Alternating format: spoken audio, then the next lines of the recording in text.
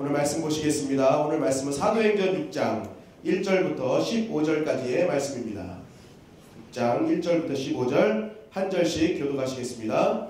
그때의 제자가 더 많아졌는데 헬라파 유대인들이 자기의 가부들이 매일의 구제에 빠짐으로 히브리파 사람을 원망하니 열두 사도가 모든 제자를 불러 이르되 우리가 하나님의 말씀을 제쳐놓고 접대를 일삼는 것이 마땅하지 아니하니 형제들아 너희 가운데서 성령과 지혜가 충만하여 칭찬받는 사람 7을 택하라. 우리가 이 일을 그들에게 맡기고 우리는 오로지 기도하는 일과 말씀 사역에 힘쓰리라 하니 온 무리가 이 말을 기뻐하여 믿음과 성령 충만한 사람 스데반과 또 빌립과 브로고로와 니가노르와 디몬과 바메나와 유대교에 입교했던 안디옥 사람 니골라를 택하여 사도들 앞에 세우니 사도들이 기도하고 그들에게 안수하니라. 하나님의 말씀이 점점 왕성하여 예루살렘에 있는 제자의 수가 더 심히 많아지고 허다한 제사장의 무리도 이도에 복종하니라. 스데반이 은혜와 권능이 충만하여 큰 기사와 표적을 민간에 행하니 이른바 자유민들 즉 구레네인 알렉산드리아인 길리기아와 아시아에서 온 사람들이 해당에서 어떤 자들이 일어나 스데반과 더불어 논쟁할세. 스데반이 지혜와 성령으로 말함을 그들이 능히 당하지 못하여 사람들을 매수하여 말하게 하되 이 사람을 모세와 하나님을 모독하는 말을 하는 것을 우리가 들었노라 하게 하고 백성과 장로와 서기관들을 충동하여 충동시켜 와서 잡아가지고 공회에 이르러 거짓 증인들을 세우니 이르되 이 사람이 이 거룩한 것과 율법을 거슬러 말하기를 맞이 아니하는도다. 그의 말에 이 나사렛 예수가 이곳을 헐고 또 모세가 우리에게 전하여 준 규례를 고치겠다 함을 우리가 들어노라 하거늘. 다 같이 읽겠습니다. 공회 중에 앉은 사람들이 다 스데반을 주목하여 보니 그 얼굴이 천사의 얼굴과 같더라. 아멘. 따라하시겠습니다. 부흥하는 교회는 이유가 있다. 부흥하는 교회는 이유가 있습니다. 여러분 우리 주님의 영광교회가 부흥하게 될 줄 믿습니다. 반드시 그렇게 될 것입니다. 자 그러면 여러분 부흥해야 되는데 그럼 우리가 부흥이 뭔지를 알아야 됩니다. 여러분 부흥이 무엇입니까? 부흥. 제가 사전을 찾아봤더니 사전에는 쇠퇴했던 것이 다시 활발하게 일어나다라는 뜻으로 되어 있었습니다. 쇠퇴했던 것이 다시 일어난다. 이게 부흥이에요. 그래서 원어를 찾아봤습니다. 원어를 보니까 이 히브리어에도 보니까 히브리어는 하야라는 단어를 사용합니다. 하야. 그 뜻이 무엇입니까? 살다, 생명을 갖다, 소생되다, 생명이나 건강을 되찾다, 되찾다.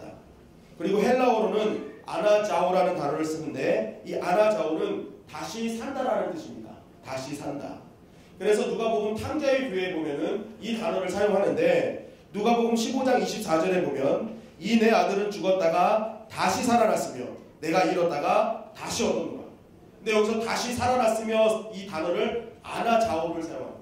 그러니까 죽었던 상태 거기서 다시 살았다는 거예요. 다시 회복됐다는 것입니다. 자 그렇다면 이 부흥이라는 것 다시 살아났다는 이 부흥이라는 단어에 기독교가 들어가서 기독교 부흥이라는 단어가 됐을 때는 어떤 의미를 갖느냐 어떤 의미를 갖느냐 이 기독교라는 단어를 제가 수요일날 말씀드렸습니다. 이 기독은 중국에서 그리스도라는 단어가 찌리수두라는 단어인데 이 찌리수두가 한국으로 넘어오면서 그 한자어가 기리사독이 됩니다. 그래서 이 기리사독이 준말에서 기독이 된 거예요. 결국 기독교라는 것은 예수 그리스도 교라는 거예요. 그러니까 기독교의 부흥은 예수 그리스도의 부흥이에요. 결국 이 기독교의 부흥이라는 정확한 의미는 무엇이냐? 잠들었던 영혼이 내가 예수님으로 인해서 깨어나서 다시 살아났다는 것입니다. 그러니까 기독교 부흥은 교회가 커지고 사람이 많아진 게 아니라 잠들었던 내 영혼이 예수님 만나서 다시 회복했다. 이것이 바로 기독교 부흥인 것입니다. 다시 살아난 것입니다. 자, 다시 살아났다는 이것을 얘기할 때 다시 한번 이 기독교 부흥을 쉽게 이야기하면 이렇게 말씀하실 수 있습니다. 바로 부흥은 예수님께 반응하는 사람이 많아졌다는 것입니다. 하나님의 말씀, 하나님의 뜻, 하나님의 사명에 반응하는 사람이 많아졌다는 것입니다. 왜냐하면 여러분 반응한다는 것은요 살아있는 사람의 특권이기 때문에 그렇습니다. 살아있는 사람만 반응하는 거예요. 죽은 곳, 죽은 사람이 많은 곳 그런 곳에서 돌을 던져보십시오. 반응합니까? 절대 반응하지 않아요. 왜냐하면 죽었기 때문에. 그러나 살아있는 사람에게 돌을 던지면 아프다고 반응이 오죠. 살아있는 사람에게 선물을 주면 기쁘다고 반응이 옵니다. 왜 그렇습니까? 살아있기 때문에 그렇다는 것입니다. 여러분 어떤 부부가 너무너무 행복하게 살았습니다. 주변에서 몇 년 동안 그렇게 행복하게 살 수가 없는 거예요. 그래서 이 부부는 인고 부부로 소문이 났어요. 그렇게 해서 막 사는데 어느 날 이 아내가 세상을 떠나게 된 것입니다. 그래서 이 남편이 너무 슬프고 힘들어하고 그러면서 이 아내의 장례를 잘 준비했어요. 장례를 준비해가지고 이제 아내를 잘 떠나기 위해서 이제 장지로 이제 떠나기 위해서 관을 딱 들었어요. 그런데 관을 들고 가다가 맨 앞에 사람이 이게 다리가 휘청했는지 이 관을 잘못해가지고 이 큰 기둥에 꽝 하고 부딪힌 거예요. 그러니까 막 사람들이 난리가 난 겁니다. 가는 사람 갈 때는 제대로 좀 가게, 편안하게 가게 해야지 이게 무슨 일이야 하면서 막 폰을 내는데 갑자기 관 속에서 소리가 나는 거예요. 꽝꽝꽝꽝 소리가 나는 거예요. 그래서 관을 딱 열어봤더니 아내가 그 안에서 살아난 겁니다. 이건 아멘 안 하셔도 돼요. 아멘 안 하셔도 돼요. 네, 살아난 겁니다. 살아나가지고 이 남편이 막 아멘 할렐루야 신났다 막 즐거워가지고 막 아내를 끄집어가지고 다시 한번 막 몇 년 동안은 또 행복하게 살았어요. 그런데 이 아내가 또 어느 날 시름시름 앓더니 또 세상을 떠나게 된 것입니다. 그래가지고 이제 또 슬픈 마음에 장례를 다 준비해서 이제 또 장지로 떠나기 위해서 관을 다 가지고 이제 들려고 했더니 이 남편이 뒤에서 그것을 가만히 보고 있다가 이 관을 든 사람들한테 이렇게 얘기하더라는 거죠. 얘들아 기둥 조심해라. 왜냐하면 또 부딪혀서 또 살아날까봐. 그래서 이 기둥을 조심해라. 이렇게 얘기를 하더라는 거예요. 여러분 이 말이 우리에게 주는 기운이 있어요. 사람은 믿음의 대상이 아니라는 것이죠. 부부도 믿지 말라는 거예요. 그리고요 죽은 자는 반응이 없다는 거예요. 얘들아 살아있는 자만 얘들아 기둥 조심해라 반응할 수 있어요. 죽은 사람은요 이 말에 아무런 반응이 없다는 것입니다. 여러분 사는 사람만이 반응할 수 있는 것입니다.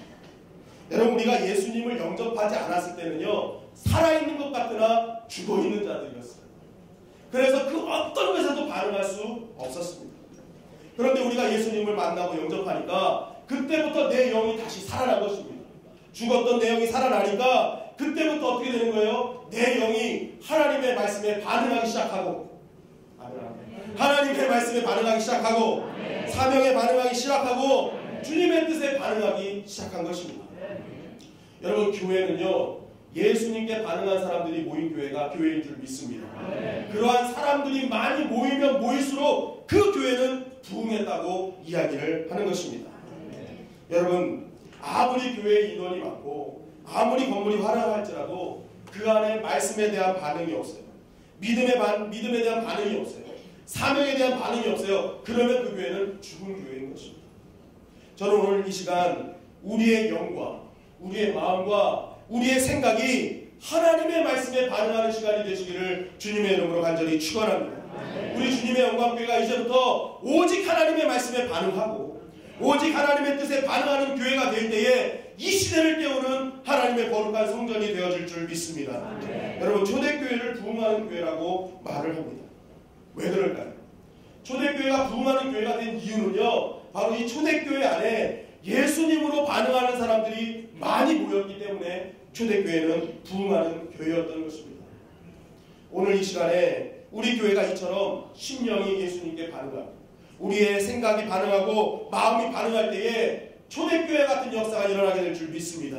우리의 내적 부흥이 일어날 때 하나님은 숫자적인 부흥 가지고 완벽하게 채워 주시는 것입니다. 여러분 신앙에는 순서가 중요한 거예요. 순서가.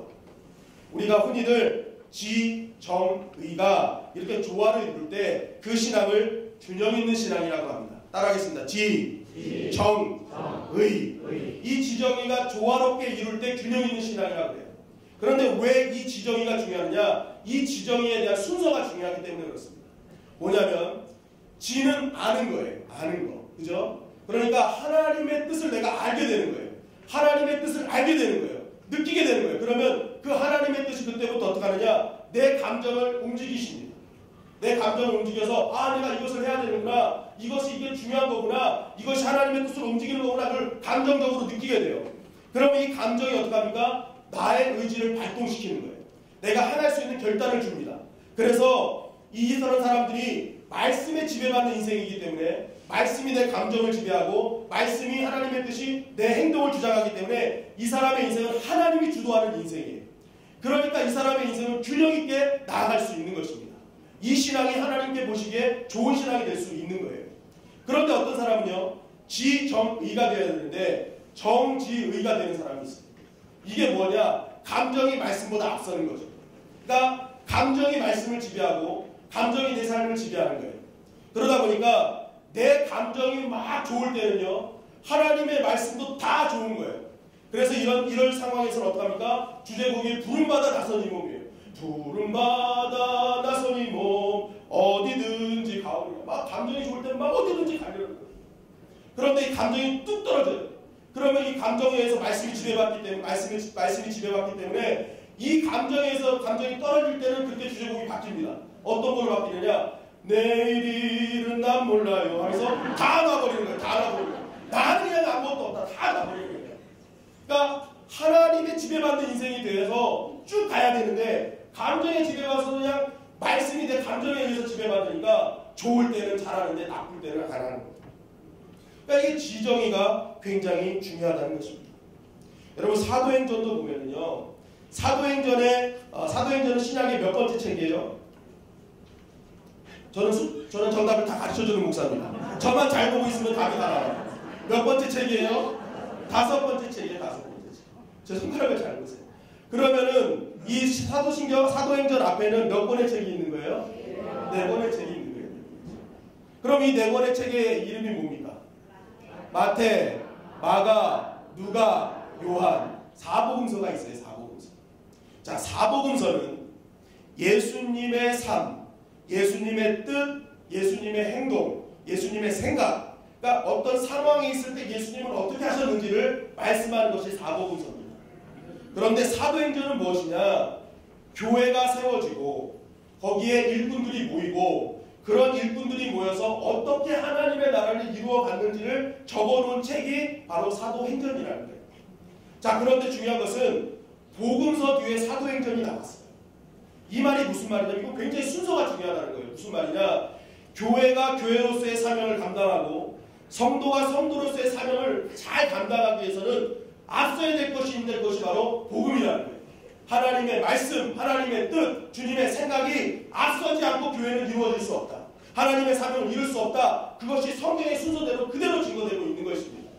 그러니까 이 순서가 하나님의 뜻이 먼저 오고 그것이 먼저 지배받을 때 교회가 교회로서의 일을 감당하고 교회 성도가 성도로서의 사명을 감당할 수 있음을 성경은 우리에게 증거하고 있는 거예요. 순서가 중요한 것입니다. 여러분 부흥도 마찬가지예요. 부흥도 우리가 부흥하면은 교회가 커지고 사람들이 많아지는 것을 가장 우선순위로 여기잖아요. 물론 부흥이 숫자적인 부흥 맞습니다. 그러나 이 부흥에도 순서가 중요하다는 거예요. 그것이 무엇이냐? 이 교회 안에 있는 성도들이 하나님께 반응하고 말씀에 반응하고 예수님께 믿음으로 반응하는 내적인 부흥의 사람들이 많아질 때 외적인 부흥도 동일하게 이루어질 수 있다는 것입니다. 이러한 사람들이 많고 많아질수록 교회는 더욱더 든든히 세워지고 이 땅에 빛과 소금의 역할을 감당하는 하나님이 기뻐하시는 교회가 될 수 있는 것입니다. 오늘 본문은 바로 그것을 증거합니다. 이 초대교회의 사람들의 그 내적인 영성이 얼마나 풍성했는지를 오늘 말씀이 우리에게 증거하는 거예요. 결국 이러한 내적인 풍성함, 내적인 충만함을 통해서 초대교회의 내적인 부흥이 이루어졌음을 성경은 우리에게 증거하고 있는 것입니다. 여러분 오늘 저는 이 말씀을 통해서 우리의 내적인 그런 심령의 상태를 점검하고 그 점검한 이후로 회복되는 역사가 일어나기를 주님의 이름으로 간절히 축원합니다.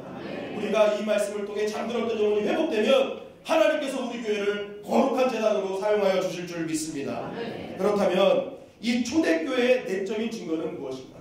이 초대교회가 말하는 내적인 증거는 무엇인가? 첫째는 바로 초대교회는 서로의 필요를 채워주는 교회였다는 것입니다. 오늘 초대교회 부흥의 시발점이 무엇이냐? 바로 7집사의 선출이었습니다. 7명의 일꾼을 교회에 세우는 것, 이것이 부흥의 초성이었다는 것이죠.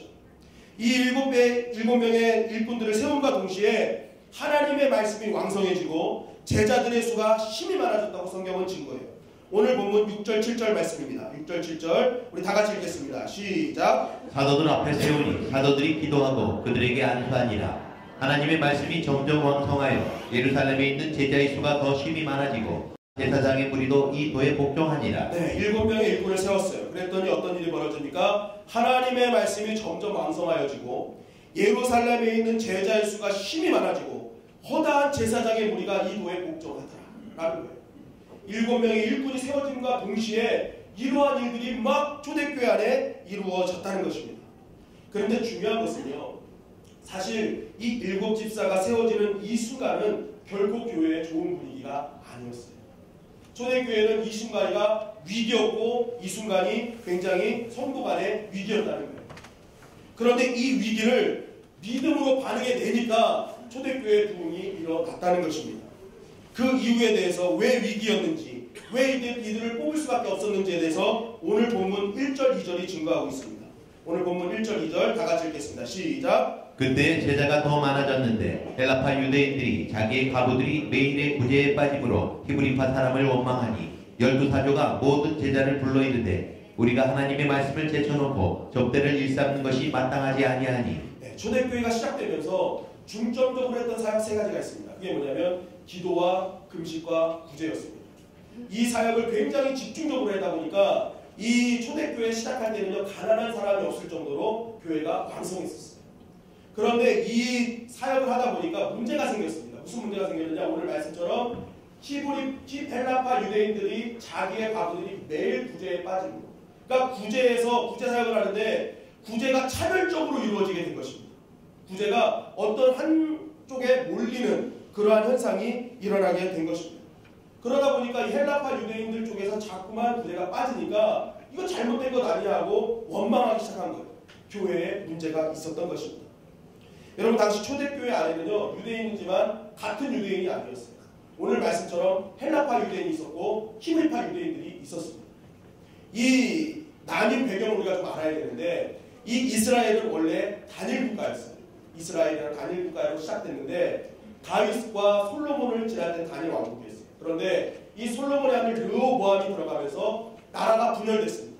그래서 남유다와 북이스라엘로 나눠지게 되는데, 이 북이스라엘은 먼저 아수르에 멸망하고 그 다음에 남유다는 바벨론에게 멸망이 되는 것입니다.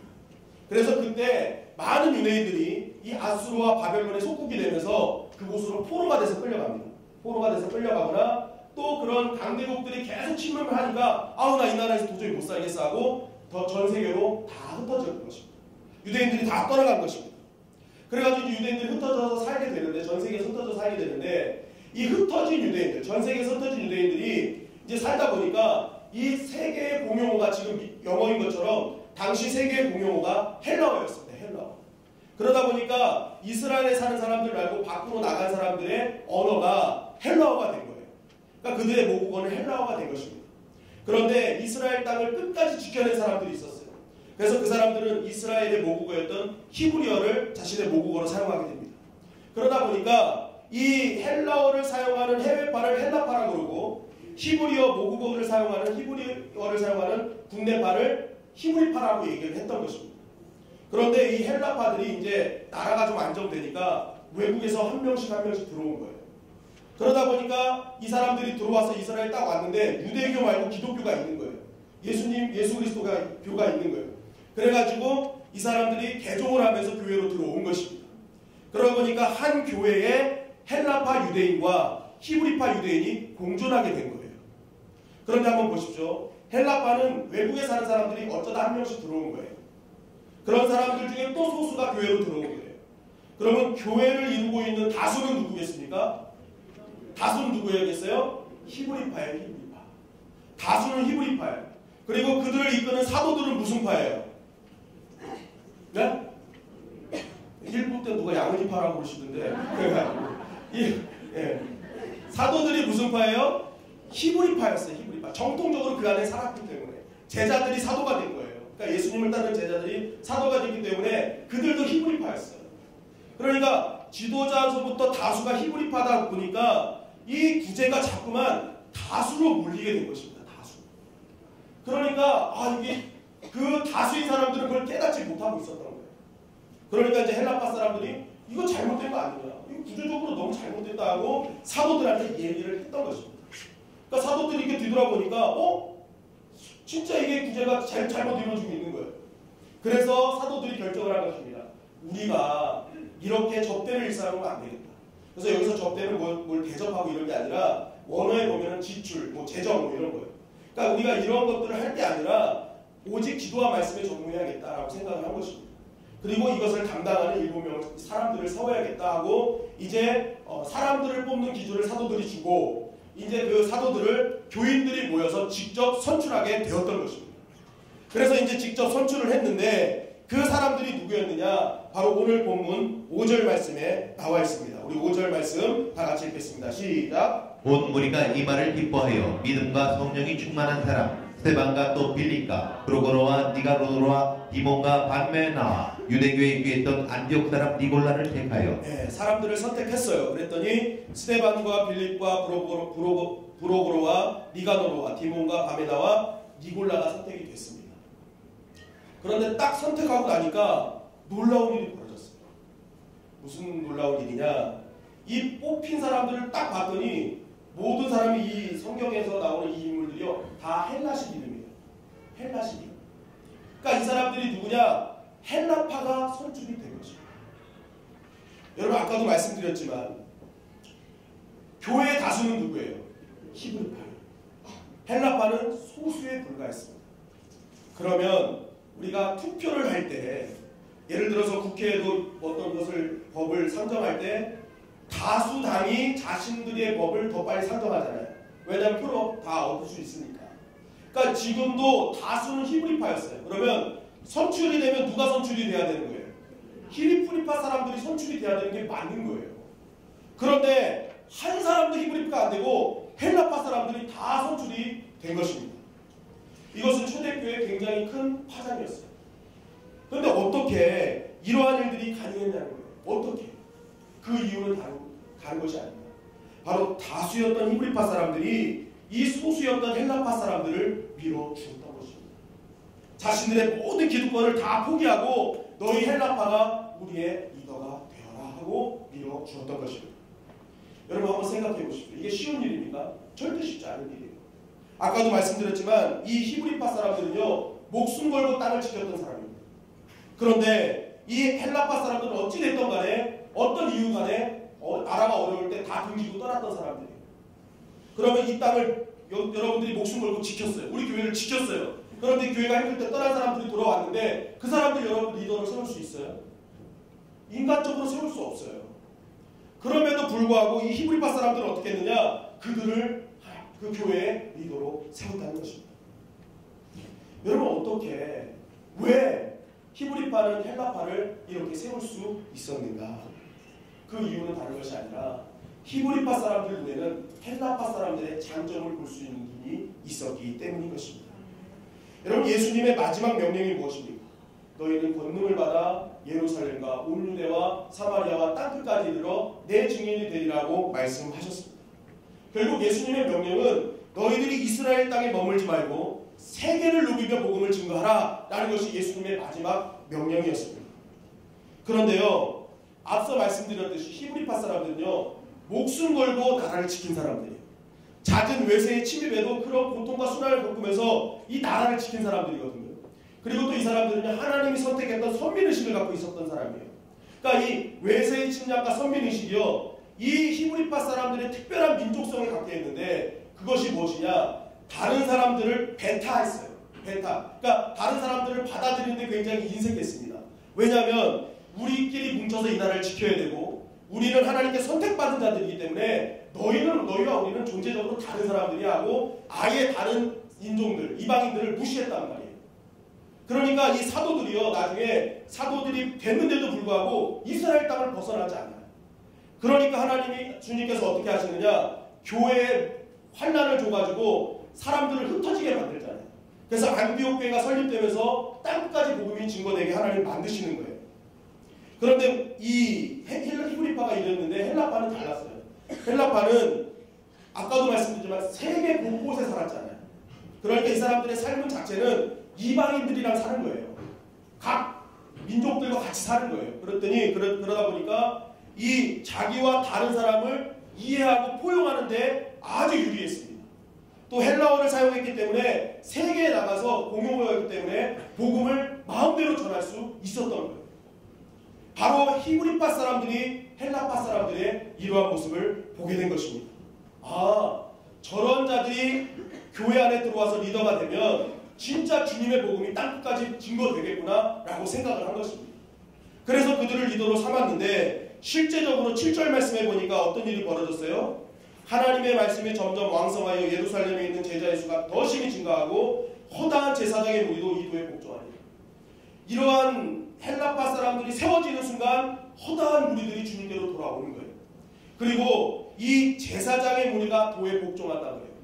이 제사장의 무리가 누구냐? 바로 예수님을 십자가에 못 박히게 했던 장로님들입니다.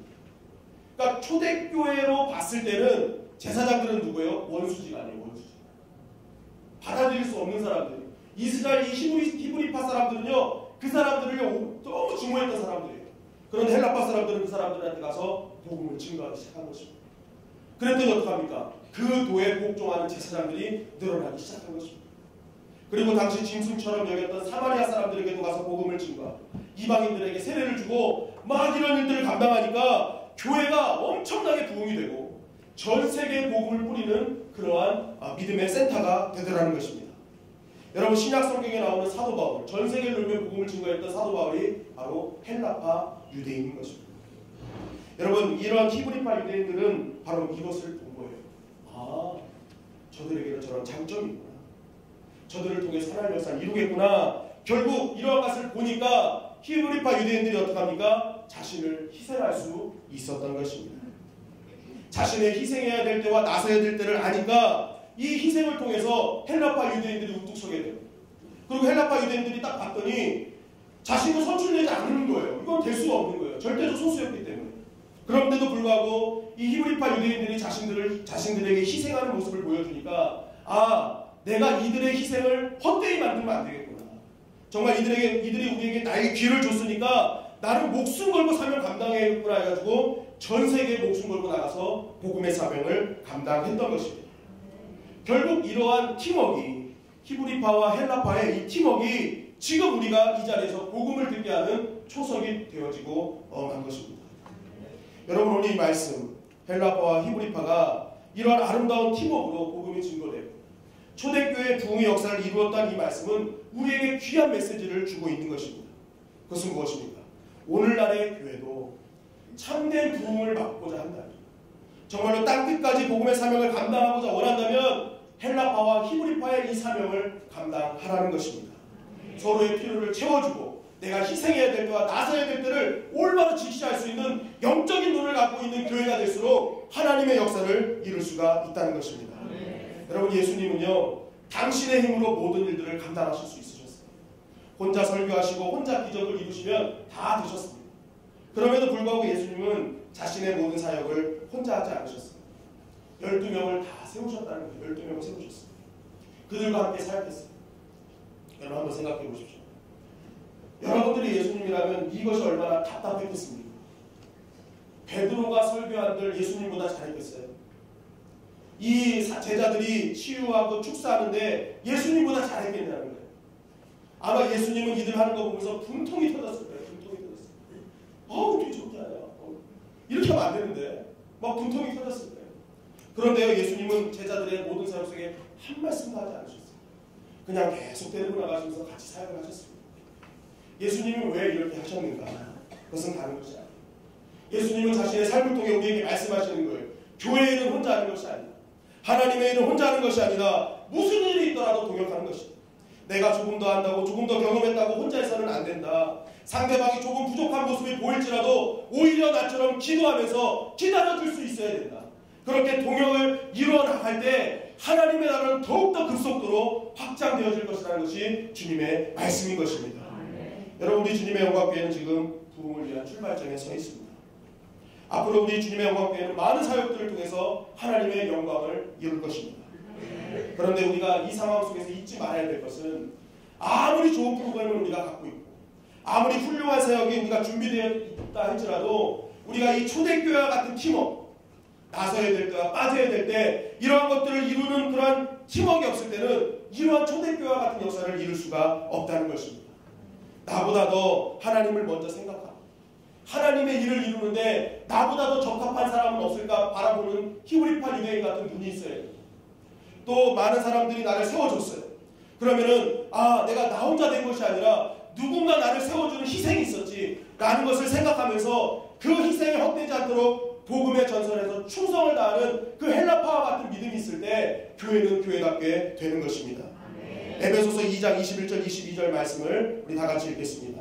에베소서 2장 21절 22절 시작. 그의 안에서 건물마다 서로 연결하여 주 안에서 성전이 되어가고 너희도 성령 안에서 하나님이 거하실 처소가 되기 위하여 예수 안에서 함께 지어져 가느니라. 네. 교회가 어떤 일이 있을 때 지어져 간다는 거예요? 연결된다는 거예요. 톱니바퀴처럼 연결돼요. 히브리파, 헬라파가 서로 계속 연결이 되는 거예요. 이렇게 연결돼서 지어져 갈 때 이 교회가 흔들리지 않는 교회가 된다는 거예요. 이 교회가 예수 안에서 아름답게 지어져 가는 교회가 된다는 것입니다. 여러분, 우리 교회 사역들이 이제 진행될 때요, 어느 날은 하나님께서 우리에게 말씀하실 겁니다. 너는 오늘부터 헬라파 유대인이 되어라. 너는 이제부터 헬라파 유대인이 되어라는 말씀이 나에게 딱 들어올 때는요, 여러분 다른 거 생각하지 말고 충성의 자리에 나서야 될 줄 믿습니다. 복음의 최우선 자리에 서서 정말 마음껏 사명을 감당하는 것입니다.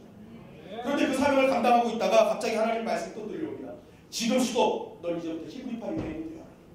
이렇게 음성이 딱 들려올 때 여러분 어떻게 해야 됩니까? 내가 하던 사역 딱 멈추는 거예요. 그리고 나서 왜 하나님이 나를 멈추셨지 생각하며, 그래 나보다 더 잘할 수 있는 사람이 하나님이 세워놓으실 거라는 믿음을 가지고 사람을 찾는 것입니다. 그리고 뒤에 서서 희생하면서 그 사람을 찾을 때 마음껏 밀어주는 거예요. 여러분, 그러한 헬라파와 히브리파 같은 신앙이 유지될 때 우리 교회는 하나님의 참된 부흥을 이루게 될 줄 믿습니다. 여러분, 우리 주님의 영광교회는 반드시 부흥하게 될 줄 믿습니다. 그러기 위해서 어떡합니까? 내적인 부흥이 있어야 되는 거예요. 서로의 필요를 채워주는 내적인 부흥이 있어야 되는 거예요. 우리의 내적인 부흥이 먼저 될 때 이 헬라파 유대인과 히브리파 유대인을 사용해서 하나님께서 사도행전을 완성시킨 것처럼 우리 주님의 영광교회를 통해 신사도행전을 완성시켜 주실 줄 믿습니다. 한번 따라 하시겠습니다. 내가 부흥의 주인공이다. 내가 부흥의 주인공인 것입니다. 둘째로, 부흥하는 교회는 따라 하시겠습니다. 성도들의 얼굴빛이 다르다. 얼굴빛이 달라요. 옆에 분들 얼굴빛을 한번 보십시오. 어떤 빛이 납니까? 얼굴빛이 보세요. 무슨 말입니까? 저는요, 설교를 준비할 때 그 토요일 날은 제가 연습을 좀 많이 합니다. 아직까지 부족한 자라서 연습을 많이 하는데요. 그때 연습을 할 때 이제 앞에 앉혀서 꼭 앉히는 사람들이 있어요. 집사람과 애기 앉혀놓고 마음에 크게 알아보고 막 그래요. 똑바로 하라고. 졸면 혼내고 막. 저는 여기서는 안 하는데 집에서 할 때 합니다. 집에서 할 때 하는데 제가 이제 이걸 설교하면서 자, 내 얼굴에 무슨 빛이 나냐 물어봤어요. 그랬더니 저희 집사람이 해같이 발산해. 해같이 발산. 은혜 많이 받았구나. 은혜 많이 받았구나. 근데 큰아들이 저를 보더니 아빠 까매. 그러는 거예요. 단 두 자로 끝냈어. 아빠 까매. 에이, 둘 중에 하나 거짓말 한다 그랬어요. 둘 중에 하나 거짓말 하겠다. 여러분, 이게 얼굴빛이 중요한 거예요. 왜 중요하냐면요, 이 얼굴은요 우리의 마음의 상태를 보여주는 것이기 때문에. 여러분, 이 얼굴은요 사실은 얼꼴입니다. 그래서 얼과 꼴의 합성어예요. 그러다 보니까 이 얼은 무엇입니까? 우리의 정신과 마음 상태를 말하는 거예요. 그래서 어떤 사람이 정신 나간 것 같을 때 얼 빠졌다라고 해요. 얼 빠졌다. 그러니까 이 정신과 마음이거든요. 그리고 꼴은 굴의 고대어입니다. 현대로 넘어오면서 이게 꼴이 굴이 된 거예요. 그러니까 굴은 뭐냐, 꼴은 뭐냐, 모습, 모양이라는 뜻이에요. 결국 얼꼴, 얼굴은 뭐냐, 마음의 모양이라는 거예요. 그러니까 얼굴은 마음의 모양이에요. 그래서 우리가 얼굴을 보면요, 그 사람의 마음이 지금 슬픈지, 기쁜지, 행복한지 알 수 있는 것입니다. 얼굴 보면 알 수 있어요. 왜냐하면 얼굴은 마음의 모양이기 때문에 그렇습니다. 아까도 말씀드렸지만 이 초대교회 부흥의 정점에는 누구들이 있었어요? 사도들 외에 선출된 7명의 일꾼들에게 있었습니다. 그런데 그 중에 가장 큰 영향력을 미친 인물이 바로 오늘 본문에 나오는 스데반 집사님이었어요. 이 스데반 집사님이 얼마나 능력이 있었느냐, 8절 말씀해 보니까 스데반이 은혜와 권능이 충만하여 큰 기사와 표적을 민간에게 행하는, 그 많은 일꾼들 중에 이 스데반 집사님은 엄청난 능력이 있었다는 거예요. 그래서 막 세상 가운데 하나님의 능력을 막 선포했어요. 이런 스데반 집사님이 이렇게 일을 하니까 10절 말씀에 스데반이 지혜와 성령으로 말함을 그들이 능히 당하지 못합니다. 얼마나 능력이 있었는지 이 스데반 집사님이 뭔 일을 할 때마다 이 다른 사람들이 어떻게 행할 수가 없었다는 거예요. 이기지 못했다는 거예요. 그러니까 예수님을 시기하고 예수님을 믿지 않는 사람들에게 이 스데반 집사님은 굉장히 나쁜 사람이고 적인 거예요. 완전히 이 가만히 두면 안 되는 존재인 거예요. 그래가지고 이 스데반 집사님을 잡기를 결정하는데, 그때 이 스데반 집사님에게 가진 죄목이 뭐냐? 신성모독죄였습니다. 신성모독죄였는데 이 신성모독죄는 거짓 증인을 세워서 누명을 씌운 거였어요. 오늘 11절 12절 말씀해 보니까 사람들을 매수하여 말하게 하되 이 사람이 모세와 하나님을 모독하는 말을 하는 것을 우리가 들었노라 하게 하고. 자, 사람들을 매수해서 어떻게 합니까? 모세와 하나님을 모독했다. 그것을 우리가 들었노라 하게 하고. 그러니까 거짓 증언을 하게 한 것입니다. 그래가지고 이 거짓 증언으로 인해서 12절 말씀에 공회에 잡혀가게 됩니다. 자, 신성모독은요 당시에 죽을 수 있는 죄였습니다. 언제든지 사형을 당할 수 있는 죄였습니다. 그러니까 이 스데반 집사님은 절체절명의 위기에 당한 것입니다. 이제 꼼짝 발사할 수 없는 거예요. 만약 여기서 굴복하면 살 수 있지만 굴복하지 않으면 죽는 거예요. 이러한 위기에 있는 스데반 집사님의 얼굴을 15절 말씀은 이렇게 증거하고 있습니다. 우리 15절 말씀 다 같이 읽겠습니다. 시작. 공회 중에 앉은 사람들이 다 스데반을 주목하여 보니 그 얼굴이 천사의 얼굴과 같더라. 네, 스데반을 주목하여 보니 그 얼굴이 어떤 얼굴이라고요? 천사의 얼굴과 같더라 라고 얘기했어요. 여러분, 천사의 얼굴은 어떤 얼굴입니까? 우리가 천사의 얼굴이라고 하면요 다 이렇게 생각해요. 되게 해맑고, 그죠? 되게 사랑스럽고, 되게 아름다운 얼굴로 생각합니다. 여러분, 만약 그런 얼굴이 천사의 얼굴이라면 저는 일평생 천사로 살아갈 수 없습니다. 그런 인생으로 태어난 것입니다. 근데 여러분, 묻지 마십시오. 여기 앉아 계신 몇 분도 그렇습니다. 저쪽에 있고 이쪽에 있고 이쪽에 계십니다. 제가 누군지는 말씀을 안 드리는데, 여러분, 만약 천사의 얼굴이요 해맑고 아름다운 얼굴로만 된다면요 우리가 천사처럼 사는 날이 그렇게 많지 않다는 거예요. 중요한 것은 천사의 얼굴은요 이런 얼굴만 보는 것이 아니라는 거예요. 성경에 보니까 천사는요 기쁨의 소식을 전하면서 해맑게 전하기도 하지만 때로는 하나님의 위험하신 심판도 선포하는 사명을 감당하는 것이 천사예요. 죽을 거야, 이렇게 살면 너 죽어 하면서 심판을 선포하는 것이 천사의 일이거든요. 그럼 생각해보세요. 천사가 이런 하나님의 심판을 증거하는데 웃으면서 하겠어요? 죽을 거야? 이상하죠. 그러니까 이 천사가 이 심판을 선포할 때는요 결연한 얼굴로 한 거예요. 딱 굳은 얼굴로, 굴복하지 않는 얼굴로 너희들 이렇게 하면 이렇게 살다가 죽어, 빨리 하나님께 돌아와야 돼 하고 선포했다는 것입니다. 자, 그렇다면 오늘 본문에 나오는 스데반이 천사의 얼굴과 같았다라는 이 말 들을 때 과연 스데반은 어떤 천사의 얼굴을 하고 있었느냐는 거예요. 오늘 말씀을 통해 우리가 유추해낼 수 있는데, 이 신성모독대로 잡혀온 스데반, 생명의 위협을 가하고 있는 그들, 이 죽음의 위기 앞에서 이제 굴복하며 사는 거고 굴복하지 않으면 죽는 거예요. 그런데 이제 6장을 넘어서 7장에 보면은 스데반 집사님이 설교를 하기 시작합니다. 근데 이 설교를 보면요 그 생명을 쥐고 있는 그들 앞에서 위풍당당하게 하나님의 말씀을 증거하는 거예요. 내가 죽더라도 하나님의 진리는 양보할 수 없다. 하나님의 구원의 역사는 양보할 수 없다고 강하게 말씀을 선포하고 있습니다. 자, 그럼 보십시오. 천사의 얼굴은 해맑기도 한 얼굴이 있지만 결연한 의지를 갖고 선포하는 천사의 얼굴이 있다고 했어요.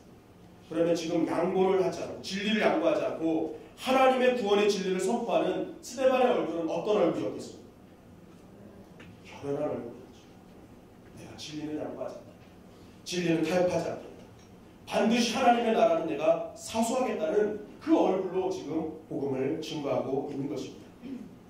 왜 하나님이 스데반의 집사의 인생에 하늘문을 열어서 그를 통해 놀라운 은혜를 체험하게 하셨습니다.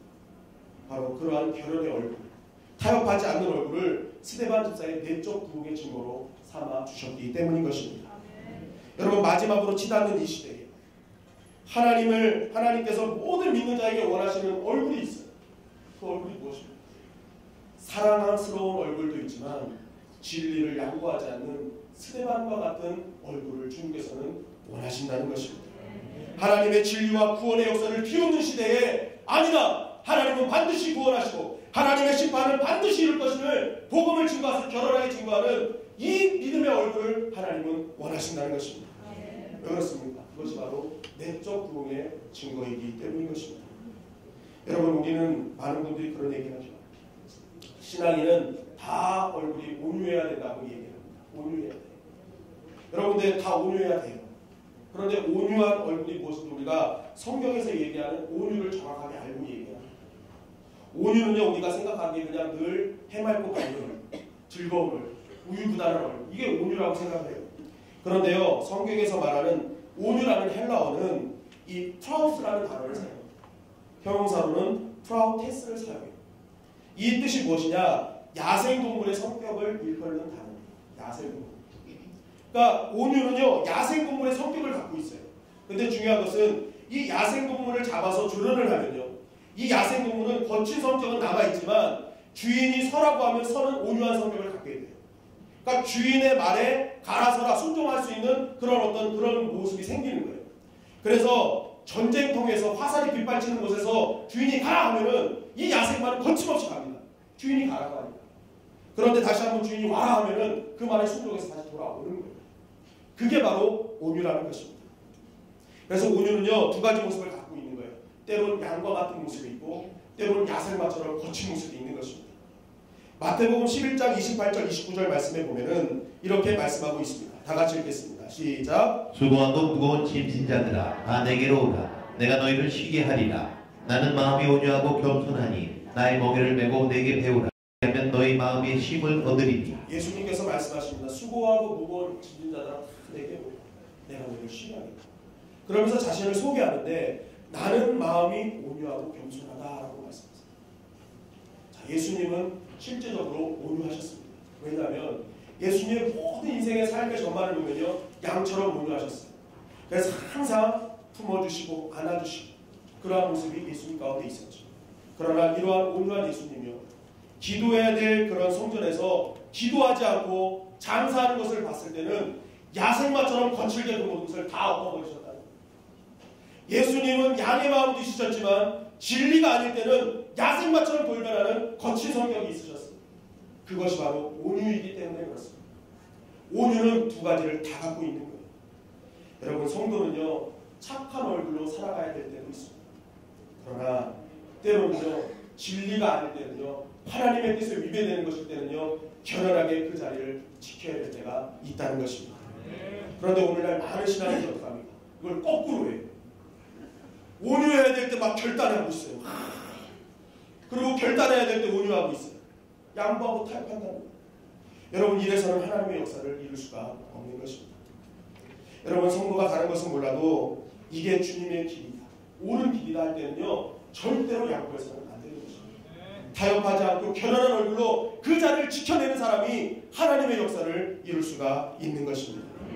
그러한 자들이 모인 교회를 하나님이 사용하시고 그러한 교회를 통해 부흥의 역사를 이루며 하나님이 필요한 모든 것들을 채워주시는 것입니다.